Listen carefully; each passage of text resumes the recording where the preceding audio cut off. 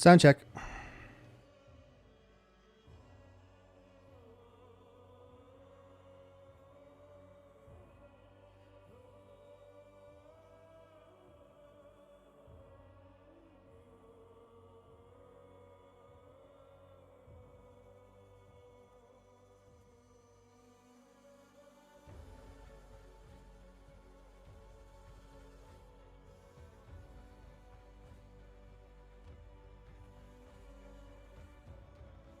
Oh, hey, what's going on, everybody? My name is Kobe Scroby, and welcome back to Assassin's Creed Valhalla.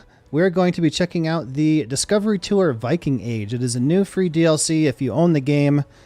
If you do not own the game, you can get it for $20.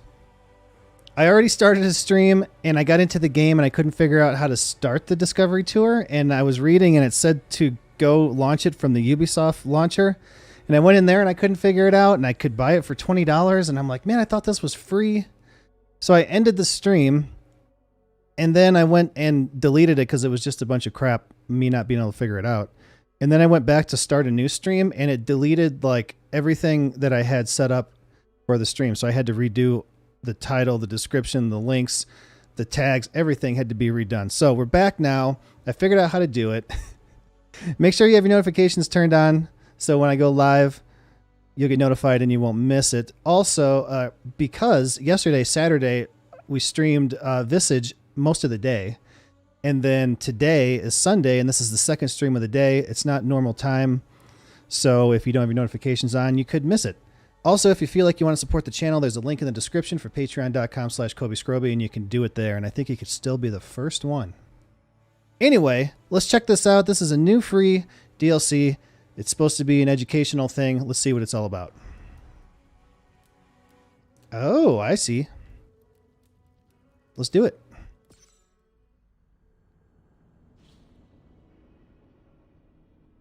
No more Eivor, I feel like. I can still do that.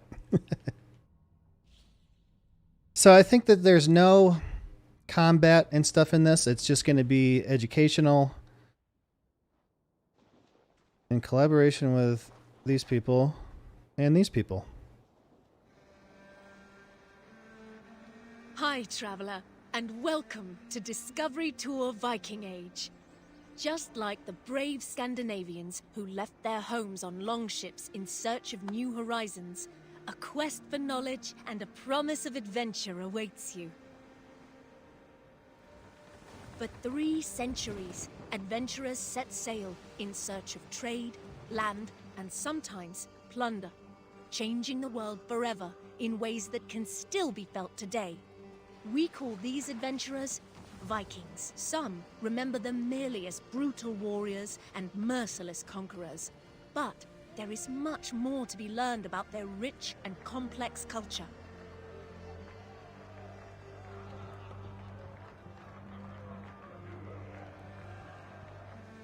History will come alive for you through the eyes of those who lived it.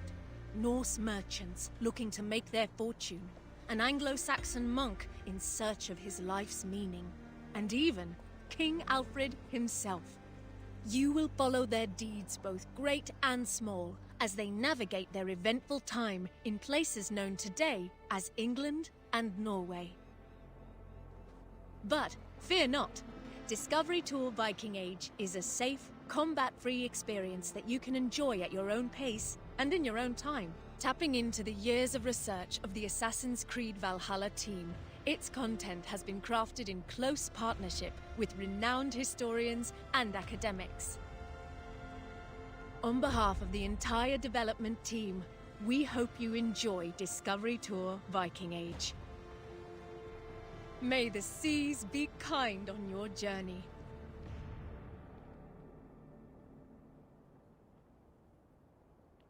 So there you go. That's what we're going to be doing. Oaths and honor.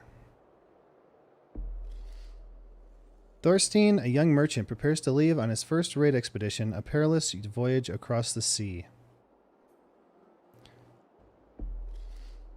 But before he leaves, he must settle his business affairs and attend the Assembly of Free Men. 820 or Stavanger, Norway, 866 CE. Your father would be happy to come to the farm as company. You'll be off raiding for months, not years. Shorter than your trade routes even. The farm and I will still be here when you return. And return I shall. You had better, or I'll come find you. Trick, do you have any questions for me before I leave? No. I'll take good care of Gunhilda's reputation while you're away. Gunhilda. I doubt she'll need help, but I'll be glad to know you're here all the same. Come, Thorstein. The market waits for no man. Coming, my love.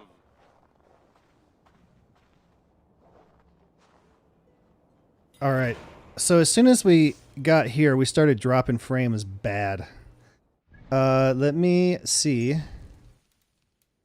I had to re-download this, so I don't know that it kept my... I don't know that it kept my settings.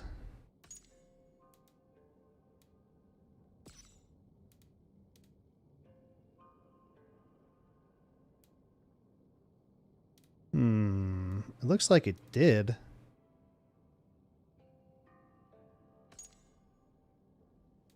Did we really do anything? I don't think we really did anything there.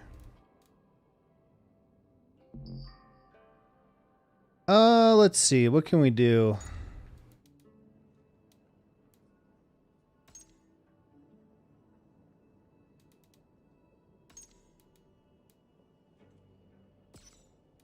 I don't think that really... I'm looking down here, and I'm not seeing a change. Shadows?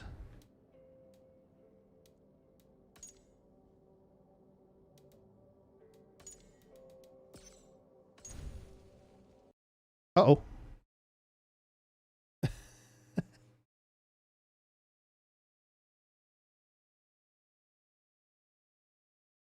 Okay, I guess we're restarting.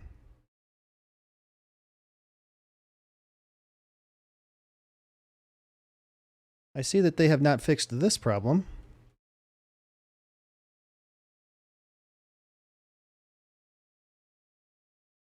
It's been a problem the whole time I've been playing this game.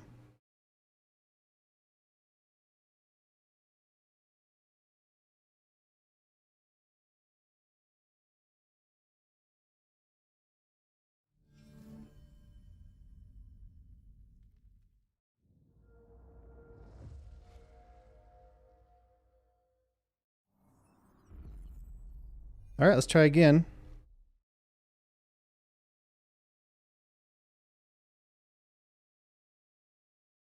This game has always been a pain.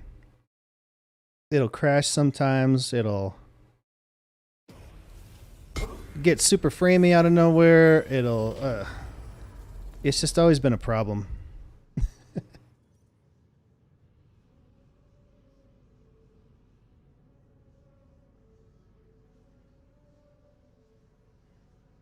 It's going to take a minute here. It also takes a long time to load. I apologize.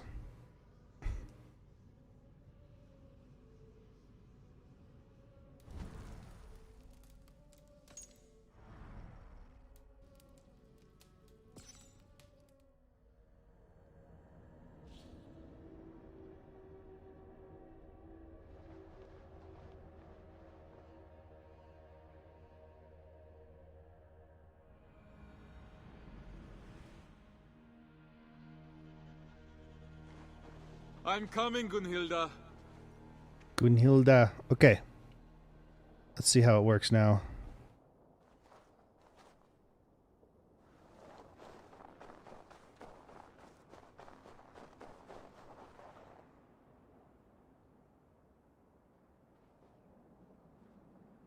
It's actually pretty good. Okay. Well, it seems as though it has been fixed. Let me know if it gets framey or anything. I'll have to mess with it. All right, let's follow Gunhilda.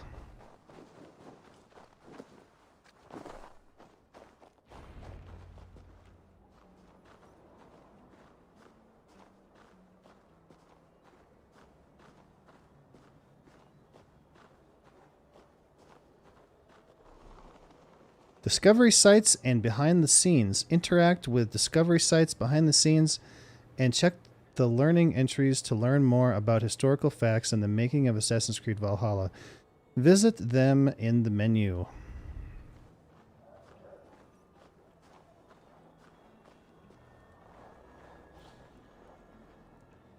Stavengard. Cuddle him, my love.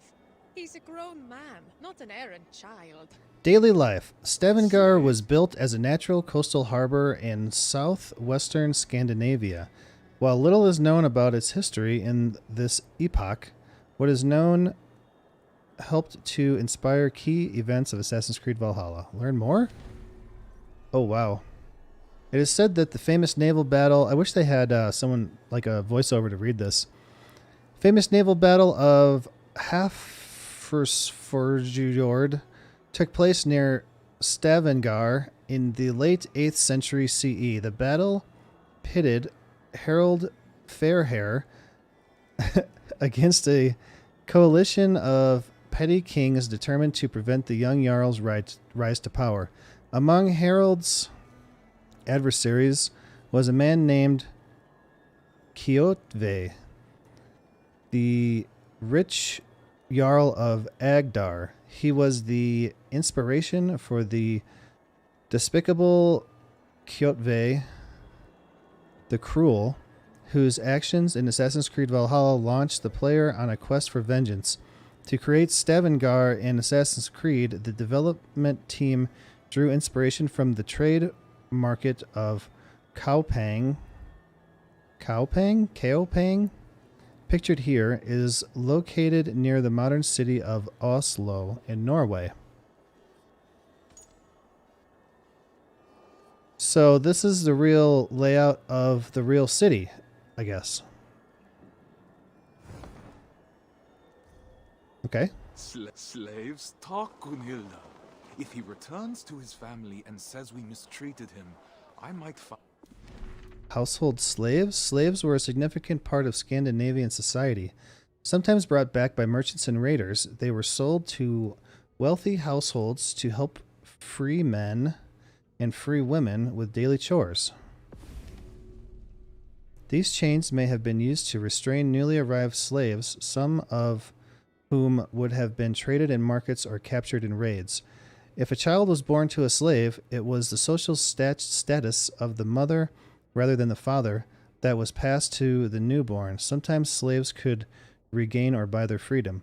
A bondi, freeman, could also, under extreme circumstances, renounce his status in order to sell himself and his family as slaves. What? A free man could renounce his status in order to sell himself and his family as slaves. This was notably the case of slavery for debt, where an indebted individual gave up his freedom until he had paid back what he owed, and at which point he and his family would be free once again.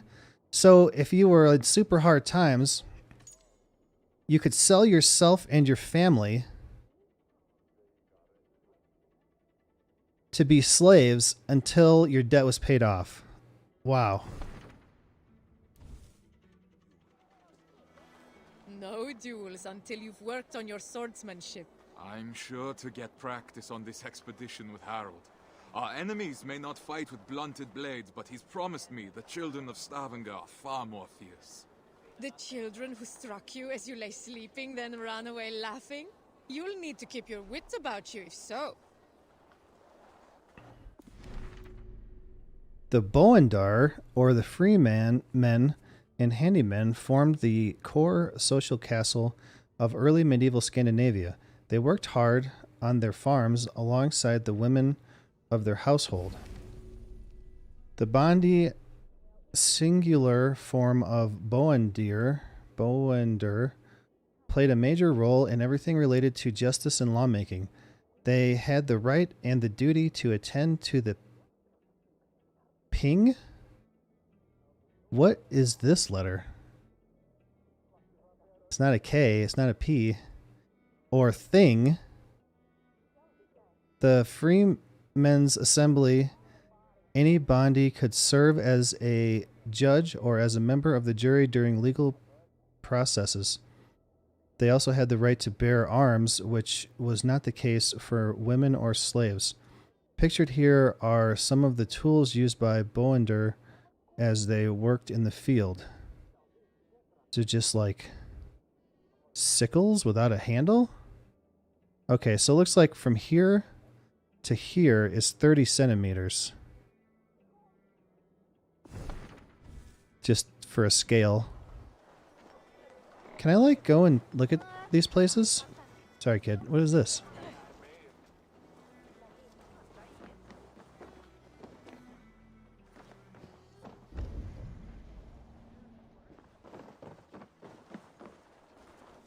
Oh.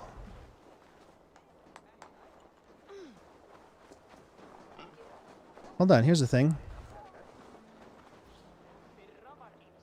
Designing Stavanger. Level design.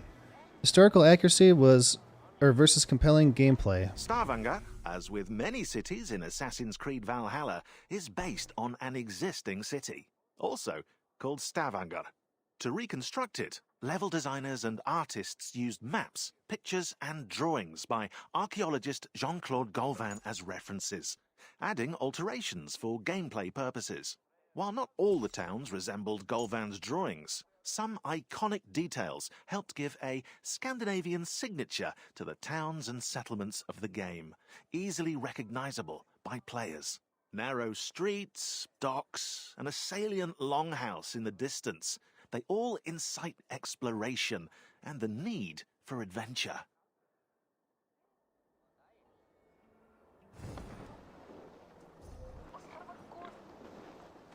Okay. Did we miss one back here?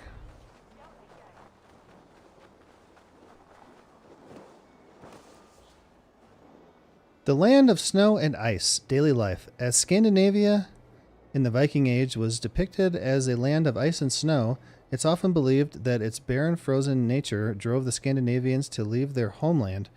The truth was more complicated. Ancient Scandinavia was not all ice and snow. It included green, lush landscapes like these Norwegian islands. In fact, its soil was quite fertile along the coast and in the south and could yield a generous crop. However, Scandinavian harvests did pale in comparison to those in the Frankish and Anglo-Saxon kingdoms, adding incentive for the invasion and settlement of these lands. Wow. That's a real picture.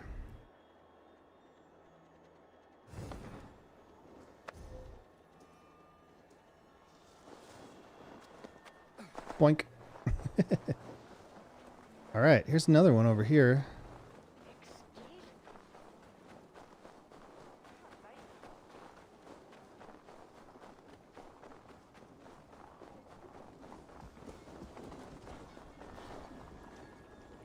Hamingia, a family spirit, religion and magic. The Hamingia was the spirit of a family and was responsible for its luck and prosperity. The Hamingia bound each family member together. Luck could be shared with family and friends, but it had its limits. The Hamingia had to be treated with care and respect. If a person or a family behaved badly, their luck could turn and their prosperity end. Legends said that the Hamingia often appeared as a giant ghostly woman, like the one created in concept art.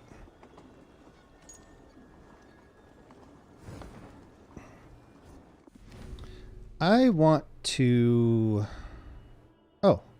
learn each new piece of historical knowledge, whether from quest, discovery sites, or elsewhere in the world, will be collected here. To unlock and learn more about specific topic, look at its menu entry and complete the given objective. Each behind the scenes. Explore the world to unlock them all, or look at their menu entry to know more about how to unlock specific one. Unlock new cosmetics, companions, and gear for Assassin's Creed Valhalla by exploring the new world and completing quests. This is a unique offer reserved for DLC players only. Well, that's cool. Except I'm done with the game, so...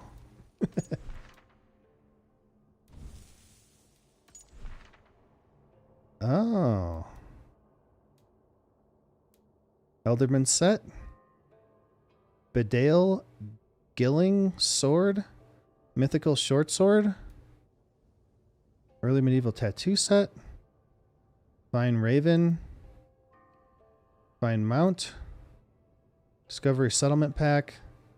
And a ship pack. So nothing super cool. Like we'll get the armor that it's just a skin, and then we'll get a sword. Okay. What I wanted to do was change some more of this because we're still getting some pretty bad frames here.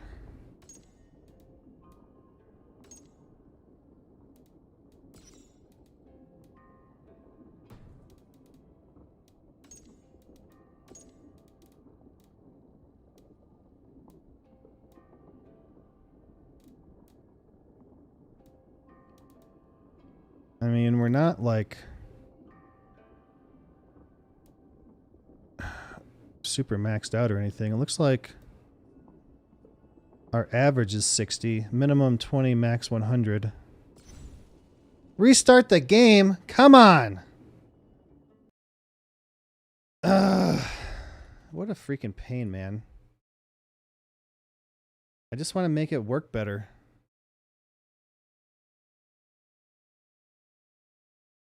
All right, hopefully this will make everything nice and buttery smooth.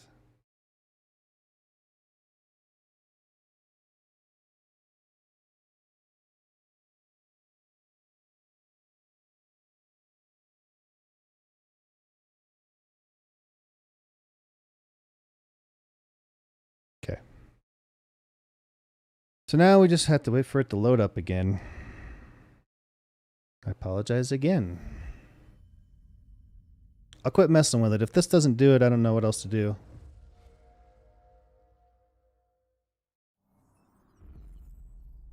Sure wish I could get a new graphics card.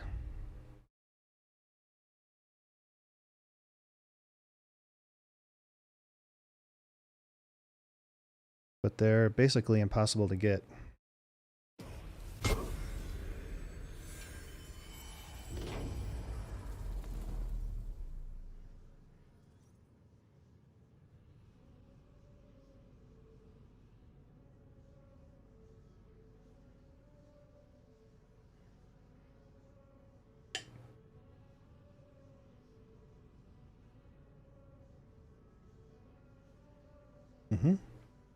Well, this is interesting.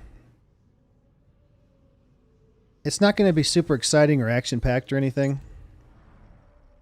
But we're going to learn about Vikings and Scandinavia and how they made the game and stuff like that. And I thought it would be fun, it'd be cool and interesting.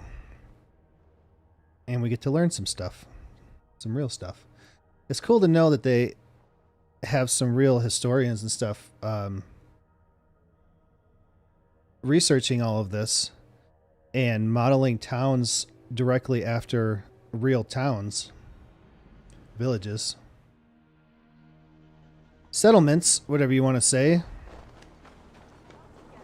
Dude, I am getting all the frames on my TV. It looks perfect.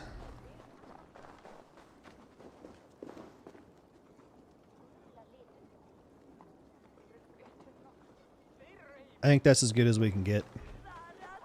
I'm sorry, I tried. Runes and runestones, art and culture. Runes were both magic symbols and alphabetic characters. Engraved on stone, they created runestones. The Old Norse rune means secret or esoteric knowledge. Runes made up the Futhark, the runic alphabet. Each rune had a unique meaning. For example, the rune Wunjo, engraved on this little bloodstone is the letter W, as well as the rune joy and kinship. As with all written words, runes could carry memories and histories into the future. By engraving them in the stone, the Scandinavians ensured their stone stories would endure. Rune stones told a wide variety of stories. They could also honor people and events. Sometimes women would order a rune stone engraved to commemorate the courage of their husbands and sons who perished in battle or at sea. That's a cool little stone.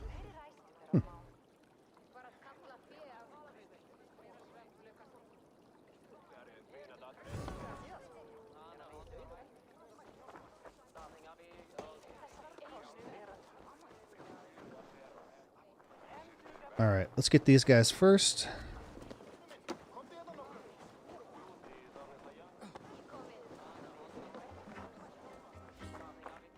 Games and sports. Daily life. Medieval Scandinavians enjoyed games and activities in their free time. These sports were not played just for fun. They were a chance to hone the participants' tactical cunning, mental fitness, and physical strength. Indoor board games were often strategy contests like chess or checkers. In the game Neffelteffel, or Taffel, one player controlled a king and his personal guard. He had to survive against the other player's group of attacking pieces who were placed around the four sides of the board. This chess piece used in Taffel was made from a bone. Pieces could also be made from other materials such as wood, tooth, and walrus ivory. Outdoor sports were very physical and competitive, requiring strength, endurance, and agility. One activity was the glima, a form of wrestling with no holds barred. In the glima, each wrestler had to struggle to keep his opponent pinned to the ground. Medieval Scandinavians also loved to ski.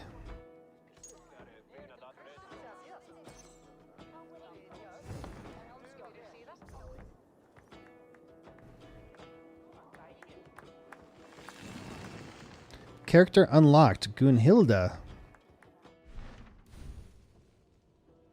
Exploration characters. When exploring the world outside of a quest, you can customize your appearance by selecting a playable character. To unlock a specific character, look at their menu entry and complete the given objective. Oh, that's it. Soma. Gunhilda. Young Sigurd. Oh, wow. Thorstein. Brother Elric. Layla. Oh, that's the lady from the modern day. Eivor male. Eivor female. Young Sigurd. Gunhilda. Thor. Freya. Loki. Randvi. Cheobert. Interesting. I was just going to say, I wish I could be Eivor.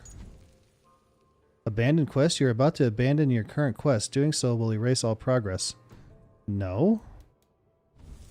What's my current quest? Learn about the world of Anglo-Saxons and Vikings through historically inspired story arcs. Get the best narrative experience by playing them in the suggested order. All quests are replayable at any time. Walk with Gunhilda. Oh, we didn't finish that yet. Okay. The die is cast. Oh, I want this game so bad. The 3D modeling.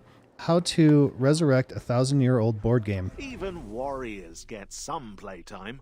Indeed, it seems that Vikings played board games that involved throwing small objects, such as carved wooden figures. However, the team couldn't find any clear rules for these games. But all hope wasn't lost. The developers of Singapore, Chengdu, and Montreal studios all came together to invent new rules and mocked up their prototypes in a tabletop simulator. And then probably got really angry when one of them won and the rest lost. Everyone on the team could experience and enjoy the evolving versions of the Orlog 2.0. A first physical prototype was also made, using real dice that were painted over, the game of Orlog was reborn. And AC Valhalla's version of the Orlog was so loved by fans that Ubisoft partnered with Pure Arts to produce real-life Orlog sets. What? You can buy these? I want one.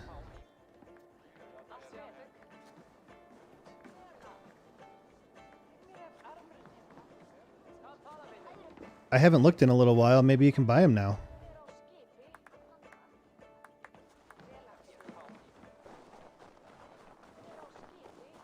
Let's go check these out. I wonder if we're supposed to follow her and she's going to take us around all this stuff.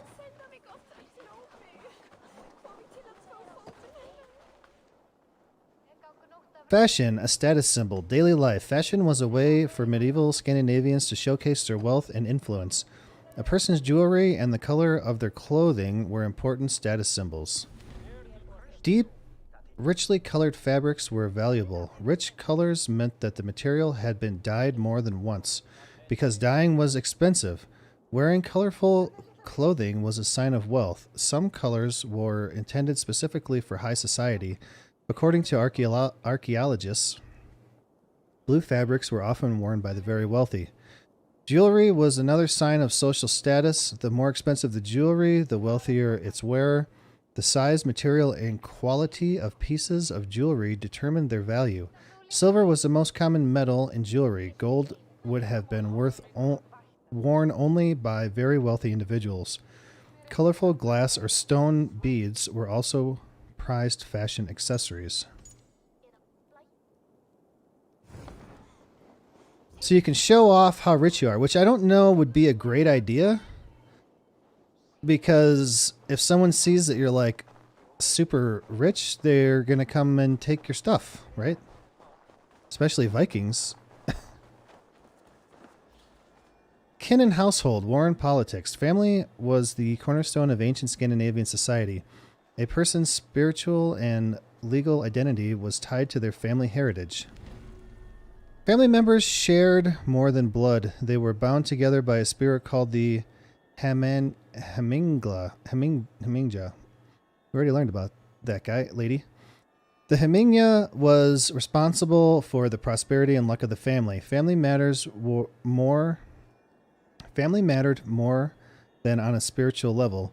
It also defined a person in the eyes of the law. Rules were about land holding, inheritance, and more were all centered around the family rather than the individual. A person who did not know their lineage or ancestry was not legally recognized. It was common practice to honor one's kin, whether living or dead, by engraving their stories and deeds on runestones like this one. So that's like a family tree, kinda, I suppose.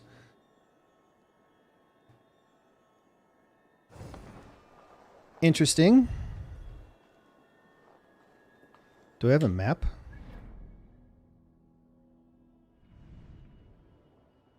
Okay. We should probably go,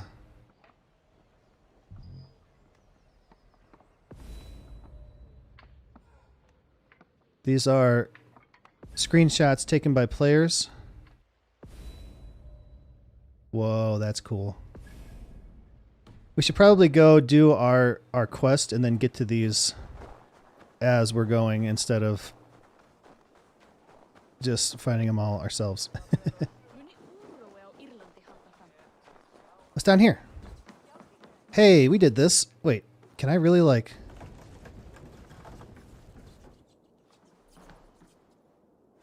Use R1 to enter and exit first person? What?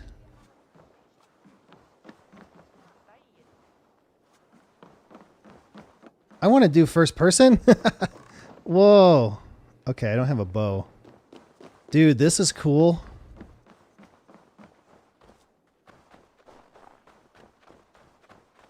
Now we can just see it without having to look at the player running around. Oh, this is awesome.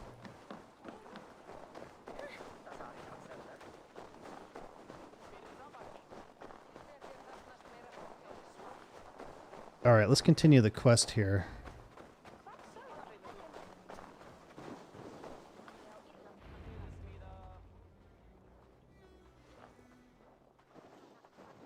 Ulf, good morning. My mother loved the fine woolen cloak you sold me. The stitching is exquisite. Of course. My wife takes great pride in the needlework, with good reason. You must have been blessed by Heimdall, a vision so keen and hands so steady. Only a talented mother and a very patient husband. Give Alvik a kiss from me next time you see her. I will. Fortune guide you, friend.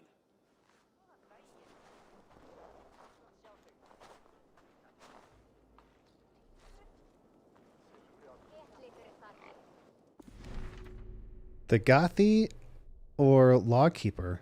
The Gothi was a leader of the community and held great social and political influence in medieval Scandinavian society. He presided over the Thing, the assembly where decisions on trade, war, and politics were made. The Gothi was a keeper of the law. He knew the rules of the society by heart and used his knowledge to guide its actions. His title, Gothi, from God or God. Is this a good God or God? Might suggest he held a religious role.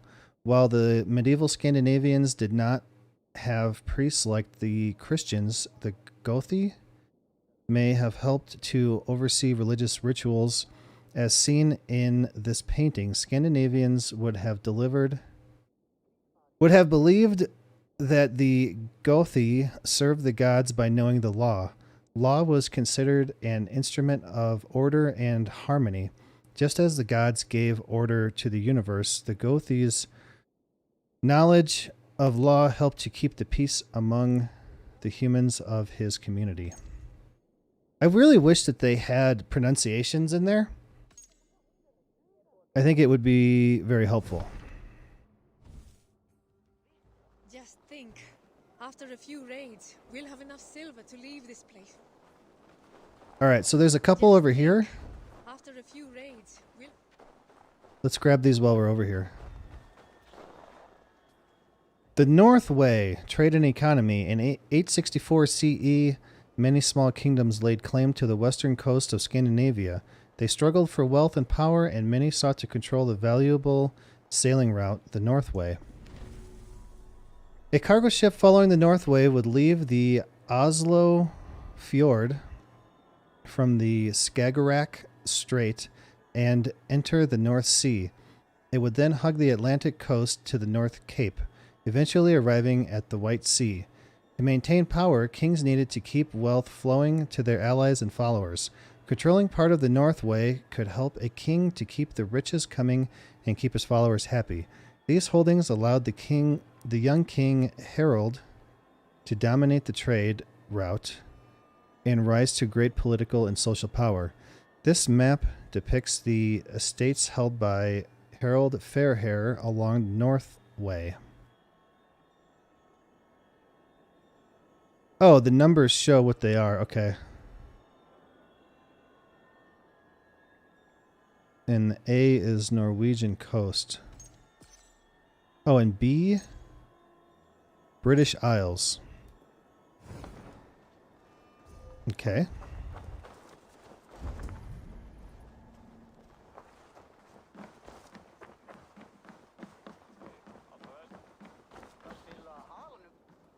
The Félag, or Fellowship, War and Politics. A Félag was a legal, social, and business fellowship formed by two or more people. Members of a Félag often became trusted companions. See what I mean? I don't know if it's Félag or Félag. If they had pronunciations in there, then I wouldn't have to worry about it. The English word fellowship came from the word Félag.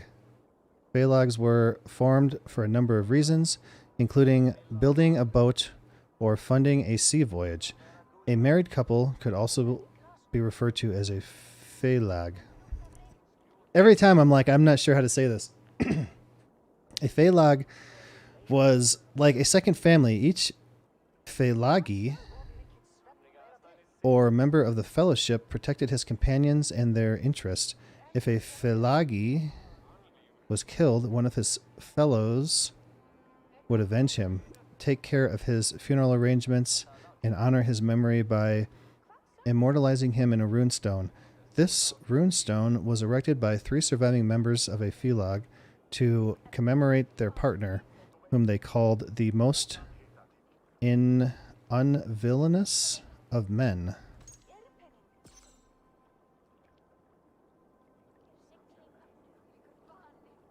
Thought I saw somebody walk by my window. Oh, it's a squirrel. Okay. At least there's not someone out there listening to me talk to my TV.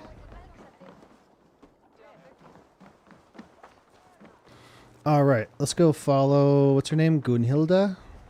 Just think, after a few raids, we'll have enough silver to leave this place for good. Have you not been happy here? With you, I would be happy anywhere. But Stavanger is small. Too small for the grand dreams of the shepherd girl. And why not? Even a worm may one day hold up the sky. Come, Mikael has promised to aid you in my affairs while I'm at sea. You'll have plenty of time to dream while I'm gone. Mikael, it's a fine day for little business, don't you think? Get away from here, Thorstein! I won't be seen dealing with an oathbreaker! A what? Keep your voices down. On what grounds do you base this outrageous claim? That is for you and Bjorn to discuss!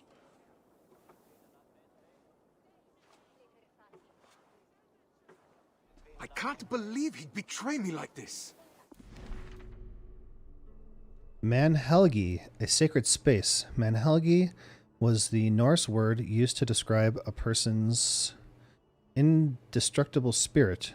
Helgi meant holiness, sanctity, security, and in a way, peace. To respect someone's Manhelgi, I wonder if it's like manhood? Manhelgi? I don't know. Was to respect the harmony and order of the universe itself. The Norse believed that each person had a sacred God's given right to feel secure and at peace. A good way to understand Menhelgi is to think of it in terms of space. Each person's spirit was their own sacred place, like a temple. To attack or step into another person's space without asking was an act of trespass. It violated not only one person's boundaries, but the Manhelgi of all the person's ancestors as well. This meant any insult had to be answered quickly and decisively. The runestone depicts one such insult being answered. At the top, 2 men, possibly the hero Sigurd and Gunnar, king of the Burgundians, are fighting each other to defend their honor and integrity.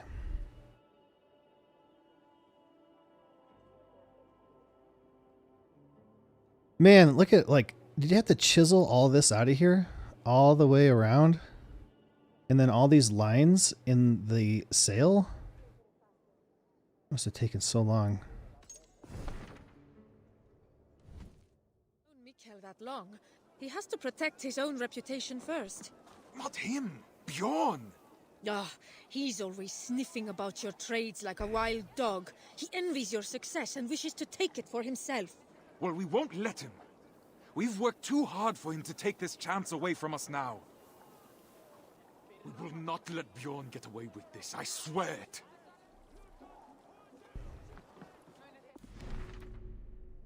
Among ancient Scandinavians, harmony and social order relied heavily on people obeying the law. Honor, individual familia, and even ancestral determined what was considered just. Honor was something ancient Scandinavians cherished, sometimes called Hjör, meaning brightness. Honor was said to shine. The idea of honor is a visible quality that received its shape from the gaze of others, was central to ostentatious displays of wealth, or to bragging about successes in combat. Scandinavians engraved their memories in stone to make sure their reputations never died.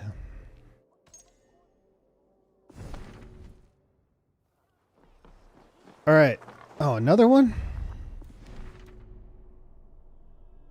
Insulting an individual injured both him and his family. Vengeance was the only proper answer, seen not as a sacred duty, but as a vested right. By choosing inaction over retribution, one risks becoming a... Oh my gosh. Try to say that.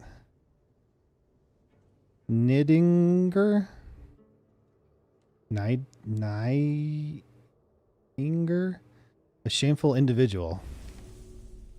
A feud was one of the legal ways to restore a person or clan's honor. Feuds were monitored by the assembly of freemen to ensure society, harmony, and order. All collateral damage had to be paid by the participants of the feud, including Wergild, the price of a man.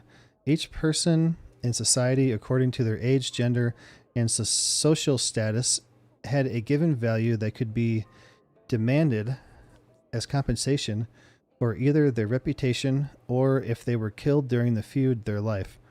Vengeance and feuds were central to Eivor's quest in Assassin's Creed Valhalla.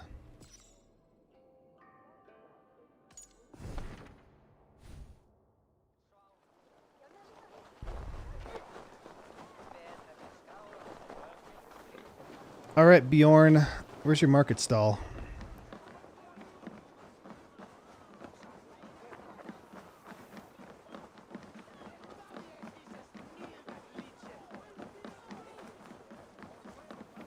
I already got that one. Bjorn! What have you done?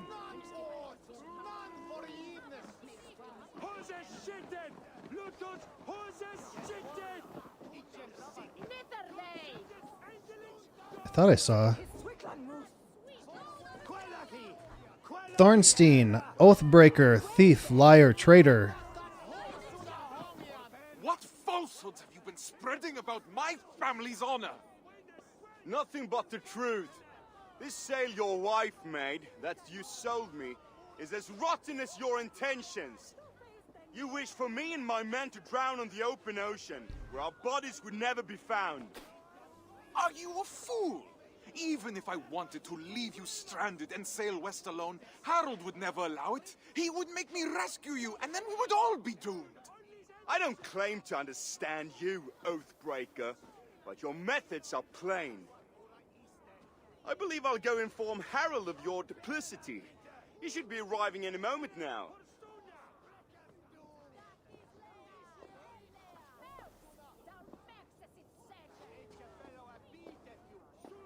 My love, that is no work of mine. I know. This was done by a hand far coarser than yours. Bjorn is trying to sabotage my place on the expedition. You cannot let him accuse you in front of the assembly. No chieftain would ever take you on again. I will not see my parents starve because of Bjorn's lies.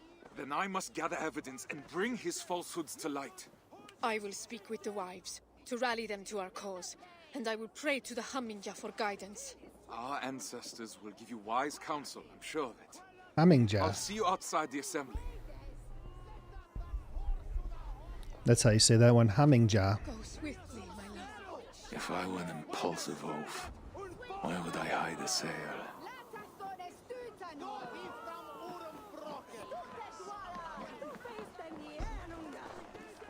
Tell me, did Bjorn accept any wares these past few days? Surely he did. I carried them myself. Wet and nasty they were, smelling as if they'd been stored at the water's edge. Did you happen to see what was inside? No, but it had that damp sheep smell. Wool, I suppose. Thank you, my friend. Find evidence that Bjorn is lying. Okay.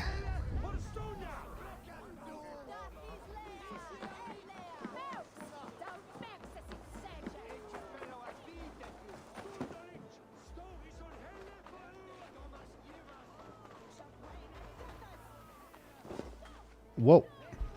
Whoa, look at that. Jeez.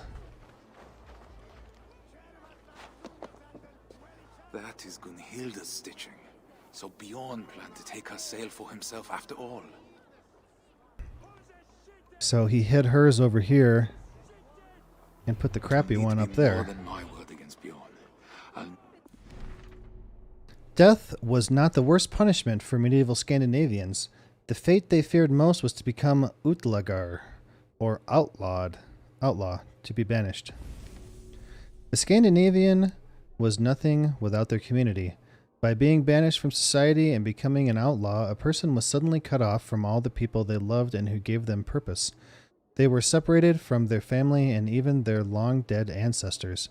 Without a land, clan, or ancestors, an outlaw was considered no more than a beast, and like an animal, it was legal to hunt him. Banishment was a dire punishment for both the outlaw and his family. The shame and stigma of having a family member banished was great, and many families would do their best to forget that person. However, some chose to stick by the banished and share in their punishment. This was the case of Eric the Red, a famous Utlagar, when he was banished from Iceland. His family left the island with him and settled in Greenland. Pictured here is a reconstruction of Erikstadir,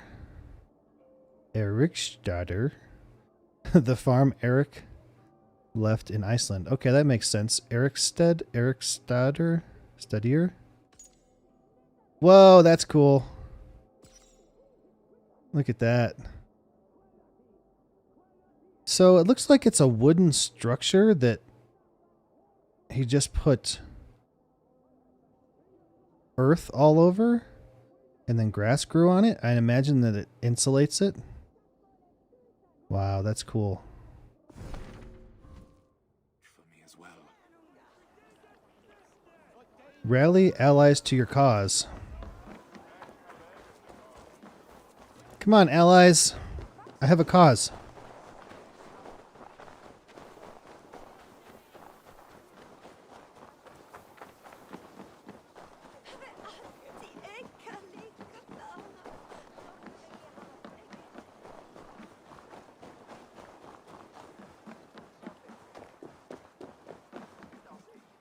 They're already waiting for me.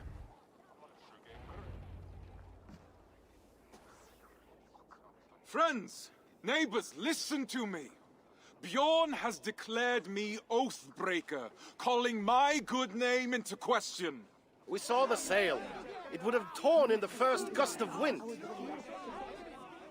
That was a sail he bought from Notfall, carried to us in sea-soaked wood. My wife's sail he kept aside for himself, to use once he reached the open sea. I am familiar with Gunhilda's stitching. That sail was no work of her hands. What reason does Björn have to lie, if revealing the truth is as simple as you say? He hoped to turn Harold against me, to keep me from tomorrow's expedition, to hide the truth until I had already been exiled. If you care for we who will travel with him, this insult cannot go unanswered. He would endanger his crew for a petty grievance.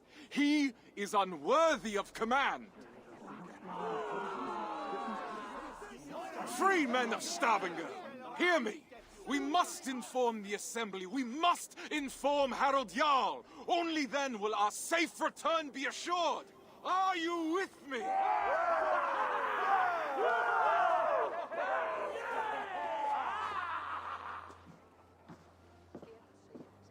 The assembly is about to start.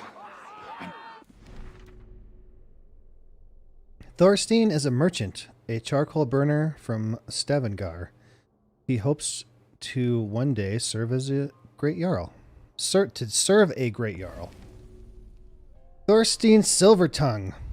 He gains the attention of Harold Fairhair and serves him as a raider for many years before deciding to depart for England to build a future for himself and his wife Gunhilda.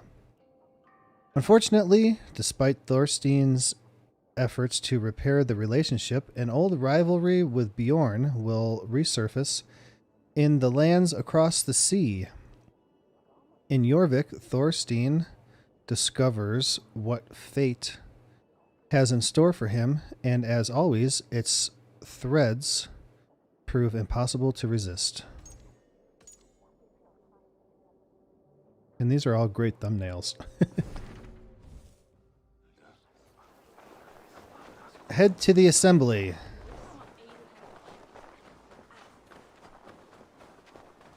We got this one already. See, if I just follow the quest, it's going to take us past all of them.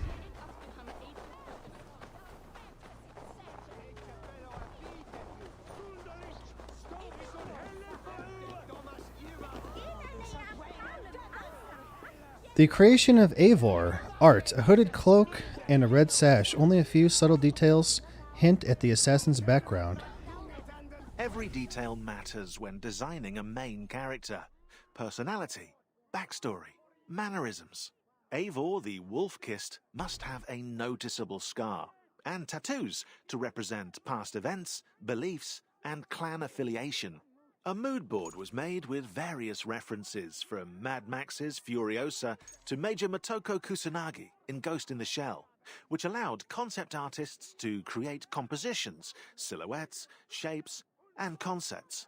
Then the character modelers designed the details, hairstyles, tattoos, outfits, and even leather stitching, while animators focused on body movement and facial expressions. Finally, actors Magnus Brun Nielsen and Cecily Stenspill were cast to give Eivor a voice, tailored to her or his personality. It's alive! Alive!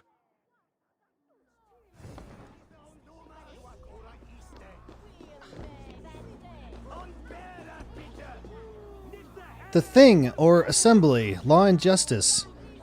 The Thing, or Thing, was an assembly of Norse freemen. Those gathered to discuss politics, war, and trade, and acted as a court of law. Rules were made. I can still move. Crimes judged and punished, doled out. Crimes judged and punishments doled out. Things were held throughout the year. Chieftain or king presided over every session. He was sometimes joined or replaced by a lawmaker, the Gothi, who knew all the laws by heart. Laws had to be remembered because Scandinavians had no written legal code at this time. Every freeman had the right to speak freely at the thing.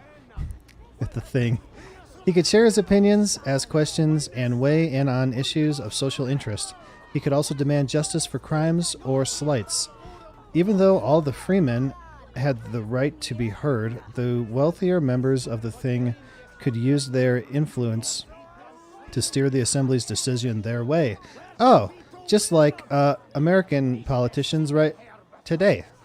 The wealthier... Where is it? The wealthier members could use their influence to steer the decisions their way. When the Scandinavians settled in Iceland, they held their thing in a place called Thingvellir, the assembly field. Here in this photograph, a Thingvellir today. I'm guessing like here? There's a road, people walking through here.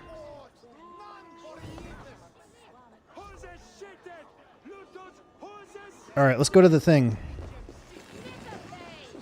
Character unlocked, Soma. Soma, Jarl of Cambridge, is friendly, determined, and empathetic.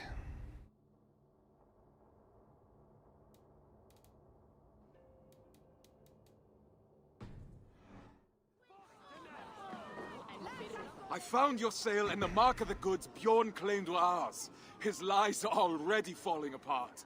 You've done well, but I fear what you have found may not be enough to convince the assembly. What will you do? I will demand a Manjapnater and declare my own deeds as evidence that my word holds more weight than Bjorn's. His reputation cannot compete with ours. A sound plan. I have rallied the wives to our cause and prayed to the gods. Even if you lose, my silver-tongued warrior, the women will make the assembly see reason. I see my heart beats as fiercely as ever. Go now. Reclaim our honor. Forsetti, bless me as I defend my honor. The free women. Free women in medieval Scandinavia were the pillars of their households. Among many other tasks, they were responsible for their household's economy and kept a watchful eye on their clan's reputation. Women wore keys like these at their hips to symbolize their authority. Oh, that's cool. As the keepers of hearth and home, women were responsible for keeping both home fires, the cooking fire, and the vital force of the family burning strong and bright. If the latter fire went out, the harmony of the clan would be threatened. For this reason, the hearth was sometimes associated with... There's too many consonants there without a vowel. Yggdrasil, the cosmic tree and the pillar that upheld the order of the universe. If the home fire flickered or Yggdrasil crumbled, order and harmony would shatter. Oh, there's a littler one.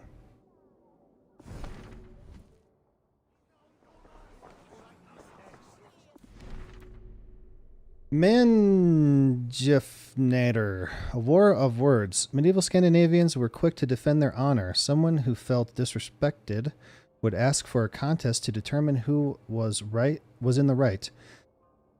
In one such trial by combat, the Manjefnader, the weapons used were words. The Manjefnader, or the measure of a man, was a duel of words fought between an accuser and the man he had accused. If one man accused another of doing something wrong, the defendant could demand a Manjefnader to defend his honor. The Manjefnader was a boasting contest. The two men in front of witnesses would each brag about their deeds and exploits. If one of them lied about their deeds or showed a lack of confidence, he lost the contest. This was considered proof that he was dishonorable or at fault. The Manjefnader was not only for mortals. In one myth, Thor, the god of thunder, found himself in a boasting contest with a ferryman who refused to carry him across a fjord. Little did Thor know that the ferryman was in fact his father, Odin, in disguise. This made for an exciting war of words.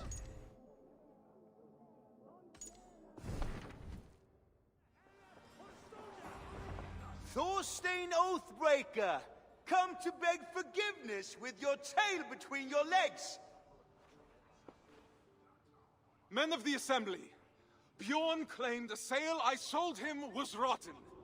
But I have found Gunhilda's work hidden, and the sail he claimed was mine came in sea-soaked wood from Notfall. He sought to ruin my reputation to cover up his poor trade, all so he could claim Harald's favor as his own. Thorstein, if what you say is true, Bjorn is guilty of lying, injury to your reputation, and of an arrogance that could have led to the deaths of his crew and yours. Yet he was the one to bring you before the assembly. So now you must choose. How will you defend your honor? We will have combat aplenty across the sea. I choose the Manjefnader. Manjefnader. Come then. My tongue is as sharp as my blade. Declare yourself worthy, if you can. Verbal joust. During the duel, listen carefully to what your opponent is saying. Select the most suitable and accurate answer within the available choices to win the duel. But beware, you only have a limited time to answer. Okay.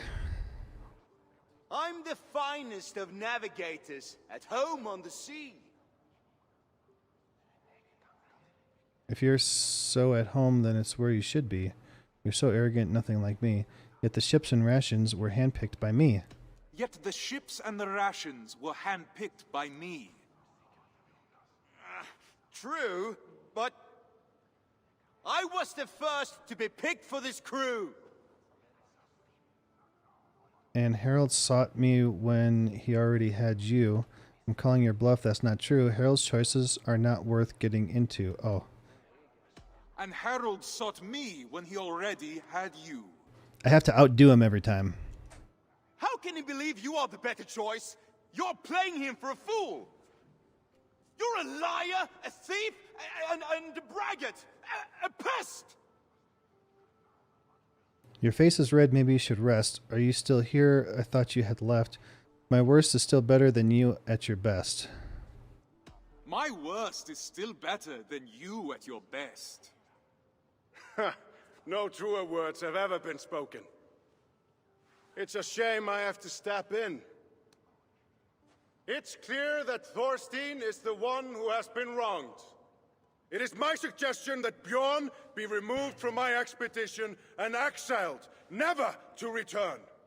His lands and trade goods will be forfeit, gone to pay the costs of finding another navigator with so little time to spare. No, Harald.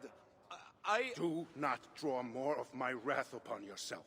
I could have named you a murderer and demanded your death.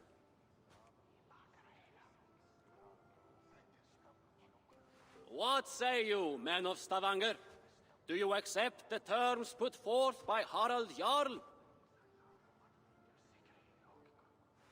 We choose exile. Exile. Exile!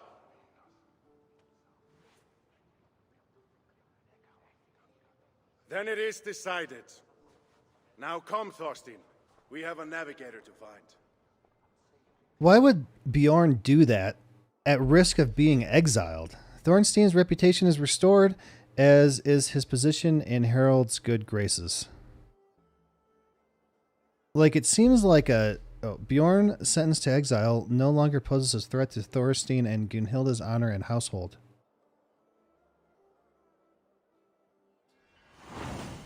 Reputation restored. Oath and honor completed. Reward unlocked, the Elderman set. Alright, we unlocked that in the main game. Through faith and fire.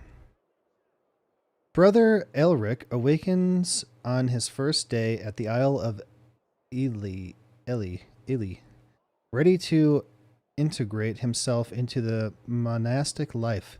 His quiet peace broken by an unexpected turn of events.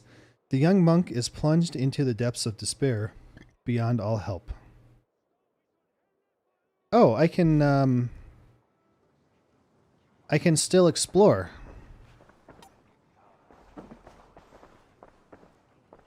There's a chest. Open. It looks like there is at least one thing here that we didn't get yet.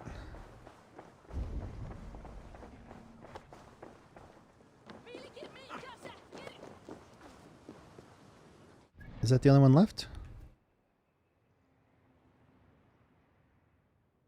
Oh.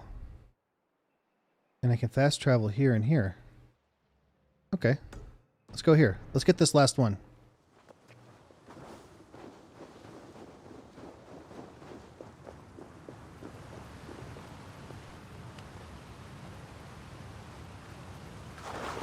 Oh, am I Eivor now? Oh, okay.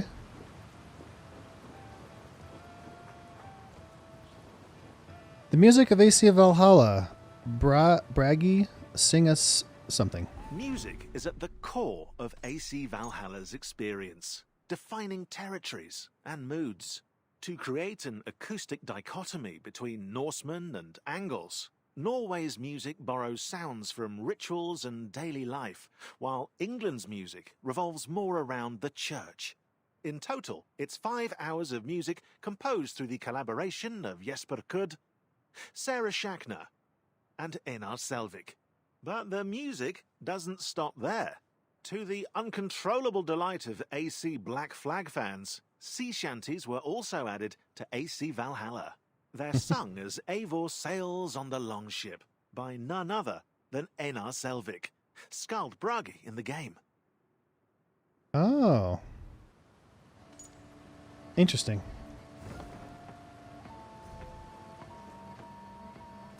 And then here's some music right here.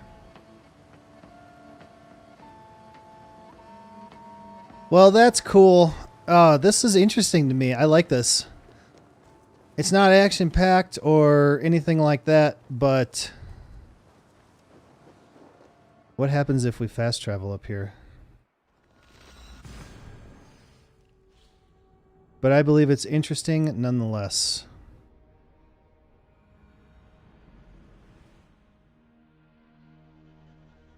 There we go. Anyway, that's going to do it for this stream. I like this. I think this is super cool. There's a lot to read, but it'll allow me to practice reading. Anyway, let me know what you think of it. If you enjoyed the stream, don't forget to hit the like button for me. Leave me your thoughts on it in the comments. You can also subscribe to the channel for more streams and other videos. Oh, I can't go into first person like this. Aw, that'd be cool. Let me know if you want to see more of this. I want to play more of it. So in between other things, I'll probably stream more of it. But definitely let me know what you think. So thanks for coming to hang out with me today. Make sure you have your notifications turned on so that you can get notified when I go live and you won't miss it. Also, if you feel like you want to support the channel, there's a link in the description for patreon.com/KobeScroby, and you can do it there. But with that being said, thanks again for coming to hang out with me today. I really do appreciate it. We'll see you next time. Later, guys.